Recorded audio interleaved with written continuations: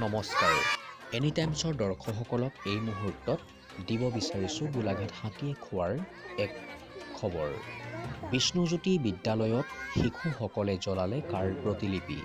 অংকুৰ শ্ৰেণীৰ পৰা চতুৰ্থ শ্ৰেণীলৈকে আৰম্ভ হোৱা হাতীয়ে খোৱাৰ বিষ্ণুজ্যোতি বিদ্যাপীঠৰ ছাত্ৰ-ছাত্ৰীৰ মাজত অনুষ্ঠিত হোৱা খেল-ধেমালিৰ আজি আছিল ভেকচন প্ৰতিযোগিতা। সেই প্ৰতিযোগিতাত ছাত্ৰ-ছাত্ৰীসকলে বিভিন্ন চৰিত্ৰৰ অভিনয় কৰাৰ লগতে এটা দলে লাচিত সেনাৰ অভিনয় কৰি বিভিন্ন শ্লোগানেৰে আকাশ বঁটা কঁপাই তুলি কাৰ প্ৰতিলিপি দাহ কৰি বিচাৰকৰ পৰা পুৰস্কাৰ বুটলিবলৈ সক্ষম হয়।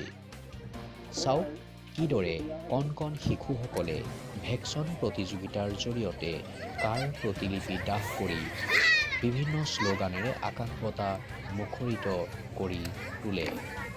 গোলাঘাটৰ পৰা ৰন্তু বৰা, এনি টাইমছ।